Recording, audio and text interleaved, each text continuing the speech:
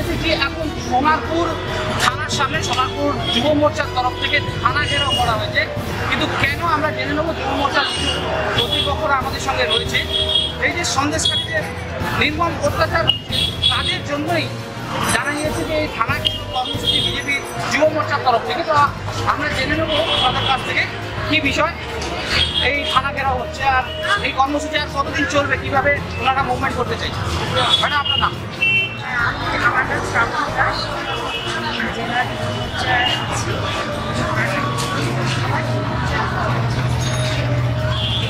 আমরা কদিন থেকে মিডিয়াতে আপনাদের দেখতে পাচ্ছি বা আমরা দেখতে পাচ্ছি যে সন্দেশকারীকে এতদিন কীভাবে অত্যাচার করে এসেছে। হিন্দু মা বোনেদের ঘর থেকে তাদেরকে আটকে রেখে এই নিয়ে কেউ বলে এখন আমরা এটা দেখতে পাচ্ছি 2020 সালে কোথায় গিয়ে দাঁড়িয়েছে। মানে এটা অস্বাভাবিক। আমরা ভাবতে পারি না যে আমরা কোন দিকে পড়ে আছি। এখন হিন্দুদেরকে এইভাবে টেনে নিয়ে গিয়ে মহিলাদেরকে ধর্ষণ করা হচ্ছে।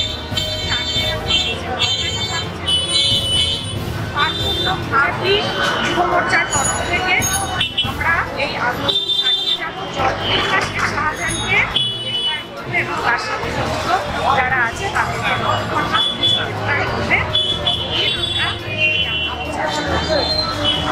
আপনারা শুনতেই পারলেন যে যতদিন না শেখ শাহজাহান গ্রেফতার হচ্ছে তার গ্রেফতারির দাবিতে বিজেপির যুব মোর্চার তরফ থেকে থানা ঘেরাও কর্মসূচি, এবং আশা করছি এরপরেও ওনারা অনেক রকম বিভিন্ন কর্মসূচি ওনারা নেবেন।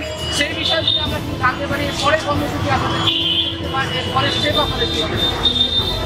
এরপর আমাদের যারা পিছনে তারা আমাদের আমরা কাজ করবো। গতকালকে যে ইন্টারনেট বন্ধ করে দেওয়া হয়েছে ওখানকার সবাইকে নিয়ে ওখানে আমরা জানাচ্ছি যে আমরা আমরা ওখানে দেখতে যাবো, আমরা সচক্ষে দেখতে যাবো এবং যারা অত্যাচারিত হচ্ছে তাদের তাহলে আপনারা শুনতেই পাচ্ছেন। আপনারা কি সন্দেশকারী যেতে আটকানো হচ্ছে? অবশ্যই প্রশাসনিক কোনো চাপ, কোনো দাদাভাই, কোনো পলিটিক্যাল পার্টি বা পুলিশ? হ্যাঁ, পুলিশকে দিয়ে আমাদের আটকানো হচ্ছে।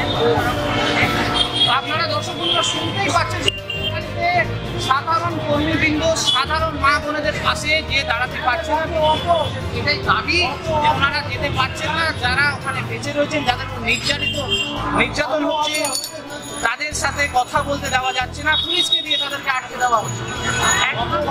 তার জন্য আমরা আদালতেও যাব, সেখান থেকে আমরা অনুমতি নিয়ে আদালত থেকে আমরা পিছনে সাথে গিয়ে অসহায় মানুষগুলোর পাশে দাঁড়াবো এবং এটাই থাকবে সবসময় মানুষের পাশে দাঁড়ানো।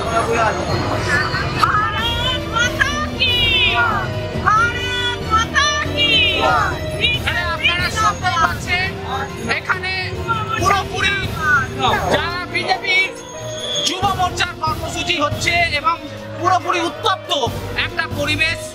কারণ সন্দেশখালীতে যে মর্মান্তিক ঘটনাগুলো ঘটে যাচ্ছে, মহিলাদের সাথে যেই শ্লীলতাহানি নির্যাতন দিনের পর দিন চলছে, তার বিরুদ্ধে আজকে বিজেপি যুব মোর্চার এই থানা ঘেরাও কর্মসূচি, এবং ওনারা কর্মসূচি চালিয়ে যাবেন যতদিন না এর কোনো সুরাহা হচ্ছে এবং প্রশাসন তার পক্ষ থেকে কোনো না কোনো স্টেপ নিচ্ছে।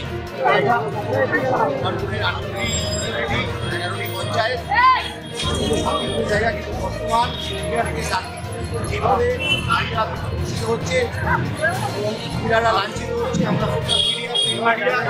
দেখতে পাচ্ছি।